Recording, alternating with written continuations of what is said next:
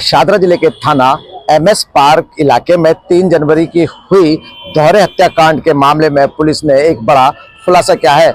आपको बता दें, पुलिस ने इस मामले में अशोक कुमार सेन नाम के व्यक्ति को गिरफ्तार किया है, जो कि इसी घर में बुजुर्ग की सेवा करता था। जैसा कि बताया जा रहा है कि यह अशोक कुमार सेन फिजियोथेरेपिस्ट है और अगस्त के माह में इसको यहाँ पर एक एजेंसी द्वारा रखा गया था। लेकिन जिस तरह से दिल्ली पुलिस ने ब्लाइंड मर्डर को सुलझाया, उसमें कहीं ना कहीं दिल्ली पुलिस ने वाकई में काबिल तारीफ काम किया है। पुलिस ने बताया है कि पहले अशोक कुमार सेन ने जो प्रवेश बंसल महिला है, पहले उनका गला दबाकर मारा। उसके बाद जब प्रवेश वर्मा की आवाज सुनकर उनका पति वीरेंद्र बंसल जो बंसल है वो बाहर आते हैं, उसके बाद किचन में रखे कुकर के साथ उसने वीरेंद्र बंसल के चेहरे पर वार किया, जिससे उनकी भी दर्दनाक मौत हो गई।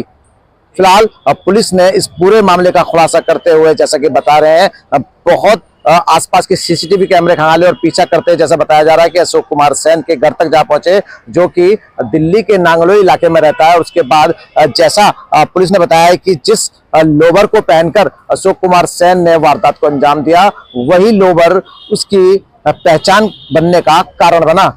जैसा कि पुलिस ने कहा है कि उस लोवर की पहचान करने के बाद पुलिस ने तथ्य और जुटाए, सीसीटीवी कैमरे जुटाए और उसके फोन के अंदर जो अशोक के फोन के अंदर, जैसा बता रहे हैं, वीरेंद्र बंसल और परवेश बंसल का फोटो मिला, कुछ चैट मिली, जिससे ये पुख्ता हो गया कि अशोक कुमार सेन ने ही उन दंपत्ति की हत्या की है। फिलहाल पुलिस ने इस अशोक कुमार सेन के पास से लूटे हुए गहने और कुछ कैश बरामद किया है। कैमरा पर्सन शान के साथ इसरार अहमद, दिल्ली। डबल मर्डर का केस सॉल्व किया है, जो कि एक हमें शुरुआत से पता था इसमें कोई ना कोई एक फ्रेंडली एंट्री जैसा था। एक ये घटना 3 जनवरी की है, जब एक old age 71 years old individual और उनकी वाइफ दोनों का लगभग शाम के 7-8 बजे के करीब उनका कत्ल कर दिया जाता है और रात के 12:50 की ये पीसीआर कॉल होती है। दिल्ली पुलिस पीसीआर कॉल के बाद तुरंत मुस्तैदी से इन्वेस्टिगेशन स्टार्ट कर देती है। डीसीपी शाहदरा, श्री गौतम जी की team, additional DCP Shahdara Neha ji की टीम और एसीपी मुकेश और इंस्पेक्टर स्पेशल स्टाफ और एसएचओ एमएस पार्क ने इसमें बहुत कम समय में ये एक कंप्लीटली ना खुलने वाला जो केस है वो इसमें क्रैक किया है। इसमें मैं अगर आपको डिटेल्स थोड़ी सी आपके साथ शेयर करूं, इसमें क्योंकि एक बहुत, अगर आप जिन्होंने सीन ऑफ क्राइम विज़िट किया है, आप देख सकते हैं एक बहुत ही एक जो घर है उनका, उसमें केवल एंट्री अगर कोई बटन दबाता है और ऊपर से बटन दबाया जाता है, उसी से ही होती है। और जो डिसीज्ड थी, उनकी बॉडी पे जो ज्वेलरी थी वो भी जा चुकी थी। तो मतलब इसमें ये अनुमान लगाया जाता है कि भाई ऐसा कौन हो सकता है जो जानकार आया और ज्वेलरी भी ले गया, क्योंकि बिल्डिंग में जानकार के अलावा कोई जा ही नहीं सकता। तो सभी एंगल से इसमें इन्वेस्टिगेशन हुई। करीब 2 दर्जन के अधिक हमने इसमें सस्पेक्ट लिस्ट बनाई। इसमें टेक्निकल सर्वेलेंस भी देखी गई और तमाम प्रकार की इन्वेस्टिगेशन के बाद फाइनली डीसीपी शाहदरा जी को इसमें इन्वेस्टिगेशन में सक्सेस मिला। इसमें जो कातिल है उसका नाम है अशोक कुमार सेन। ये 39 वर्ष का व्यक्ति है। पिछले वर्ष जुलाई के महीने में जब डिसीज्ड की तबीयत ख़राब हो गई थी, इनफैक्ट वो जब उनको एक्सीडेंटल फॉल के कारण इंजरी हो गई थी बैक में, लेग में, तब उन्होंने एक एजेंसी के थ्रू इसको as a caregiver hire किया था। इसको उन्होंने 28 दिन, लगभग अगस्त के महीने 1 अगस्त से लेकर 28 अगस्त तक इसको अपने साथ रखा और इसने इन्हीं के घर में उस समय ये अशोक रहता रहा और इन्हीं के साथ ही वो रहा। लेकिन इसने शुरुआत से ही इनको झूठ बोला था, अपना एड्रेस गलत बताया था। लेकिन इसने फैमिली में डिसीज़ के साथ, उनकी वाइफ के साथ, दोनों के साथ काफ़ी इसने अपना अच्छा संबंध बना लिया था। यहाँ तक कि इवन दिवाली पे भी उन्होंने इसको फ़ोन करके इसका हालचाल पूछा था। तो इस समय जब ये घटना हुई जनवरी के महीने में, इसके पास कोई जॉब नहीं थी, ये ढूंढ ही रहा था कहीं ना कहीं से जल्दी पैसा कमाने को, और कुछ इस पे कर्जा भी था। तो इसने सोचा कि क्यों ना मैं इस चीज़ का फ़ायदा उठाऊं। इसको क्योंकि एक महीना उनके घर में रहा था, तो इसको सारा उस घर का मालूम था कि जो इनका बेटा है वो सुबह माने शाम को 4-5 बजे जिम चले जाता है और अमूमन 9 बजे आता है। उस दिन बेटे ने 5:30 बजे के करीब घर में अपनी माताजी को फ़ोन भी कर दिया था कि आज मैं डिनर के बाद आऊँगा, लेट आऊँगा। तो उसको ये भी पता था अब घर में कोई नहीं आना।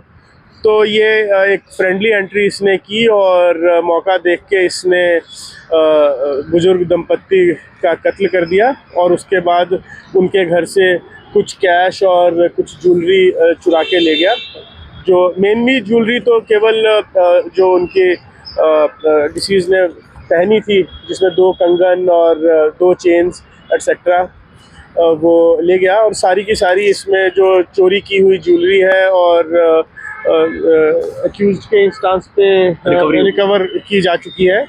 और बाकी डिटेल्स मैं डीसीपी शादरा को कहूँगा आपसे वो शेयर कर देंगे। धन्यवाद। अभी सवाल होंगे तो आप पूछ लीजिए। हाँ, रूट जो बनाए थे आने के बाद कैसे कैसे गया और ये जो मर्डर हुआ, ये लगभग हमारी जानकारी और जो हमने एफएसएल की टीम्स आई और जो डॉक्टरी जांच हुई, उससे ये मर्डर समवेयर अराउंड 7:30 से 8:30 के बीच का मर्डर है, 3 तारीख को। तो ये व्यक्ति अशोक कुमार सेन, ये नांगलोई में रहता है। ये नांगलोई से 3 तारीख को अपने घर से करीबन 4:30 बजे चला है और 4:30 बजे ये मेट्रो पकड़कर यहाँ पर आया है। शादरा स्टेशन में उतरा है। शादरा स्टेशन से इसने ई रिक्शा पकड़ा है। ई रिक्शा पकड़कर ये लेबर चौक तक आया है मंडोली रोड पर, और फिर मंडोली रोड से सीधा क्योंकि इसको घर पता था, ये वहाँ पर गया है। सीधा इसने एंट्री ली है 5:50 पर उस घर के अंदर, और क्योंकि फ्रेंडली एंट्री थी, इसको सब जानते थे, तो ये वहाँ रहा है। उनके साथ चाय भी पी है अंदर बैठकर, और फिर करीबन 7:45 के आसपास इसने पहले जो बुज़ुर्ग लेडी थी जिनका नाम परवेश था, उनकी हत्या करी, और उसके बाद उनके हस्बैंड आए वीरेंद्र, ये शोर शराबा सुनकर उसके बाद उसने वीरेंद्र की हत्या करी। हत्या करने के बाद ये 8:20 के आसपास वहाँ से निकला। इसने सेम रूट फॉलो किया। इसने ई रिक्शा पकड़ा, बट जाते वक्त इसने पहले बस पकड़ी। ये जाते वक्त इसने मेट्रो से नहीं गया, इसने बस पकड़ी। बस पकड़कर ये पहले कमला मार्केट गया। कमला मार्केट से इसने नांगलोई की बस पकड़ी और वहाँ पीरागढ़ी उतरकर इसने फिर ई रिक्शा से नांगलोई गया वापस। क्या काम कर रहा था, बेरोजगारी कैसे थी? हाँ, ये क्या है, 6 अगस्त से लेके 28 अगस्त तक इनके घर में एज अ केयर टेकर आया था और इनके घर ही रहता था और केयर टेकिंग करता था। ये जो वीरेंद्र कुमार बंसल थे, इनको चोट लगी हुई थी इससे पहले। तो फिर उससे ये बता रहे कि अगस्त के बाद से इसके पास कोई भी काम नहीं था। ही वॉज ट्राइंग बट इसको काम नहीं मिल रहा था। उससे पहले इसने बताया कि ये उससे पहले मॉल में ये एक आउटलेट है, उसमें काम करता था। करीबन 7 साल उसने काम किया उस आउटलेट के अंदर। उससे पहले ये एक पेंट फैक्ट्री में काम करता था और उससे पहले ये रिक्शा चलाता था, पैडल रिक्शा। सर, इसकी वेरिफिकेशन नहीं हो रखी है? नहीं, इसकी नहीं, इसका पास्ट रिकॉर्ड में इसकी इन्वॉल्वमेंट कोई भी नहीं है। और जिस एजेंसी से इसको लिया गया था, वो एजेंसी भी इनकी पुलिस जांच कराती है और उसके बाद ही ये केयर टेकिंग के लिए देती है। कितना कैश था जो ये लेकर गया? कैश बहुत ही कम था, 10-10 रुपए के नोट थे। लगभग 500 रुपए भी नहीं होंगे कैश में। बट हाँ, दिमाग में कैसे प्लान आया कि इसी घर को टारगेट करना है? बेसिकली जानकार था, उनको पता था कि मैं इनका ट्रस्ट जीत चुका हूँ। और स्पेशली जो परवेश बंसल है, वीरेंद्र कुमार बंसल जी की जो वाइफ थी, उनको इसके प्रति थोड़ा मतलब वो भी था कि जैसे बेटे की तरह उसको रखा हुआ था, उस तरह का वो था कि, और स्पेशली जैसे हमने जब उनके बेटे से पूछताछ करी तो उन्होंने ये भी बताया कि उनकी माताजी ने दिवाली से कुछ दिन पहले पूछा कि भाई अब अशोक का हाल तो पूछ ले, बहुत दिन से सुनाई नहीं दिया, तो उन्होंने खुद इसको फ़ोन किया। और हमें इन्वेस्टिगेशन में इस पे शक और गहरा इसलिए हुआ क्योंकि जब हमारी टीम इसके घर पे पहुंची तो इसकी वाइफ ने बताया कि ये तो राजस्थान में मंदिर गया हुआ है, लेकिन इसके घर से जो मोबाइल फ़ोन मिला उस मोबाइल फ़ोन में दोनों की, वीरेंद्र कुमार बंसल और उनकी वाइफ की फ़ोटोग्राफ मिली, और वाइफ की फ़ोटोग्राफ में एक उन्होंने हार भी पहना हुआ था, ज्वेलरी जिसमें नज़र आ रही थी।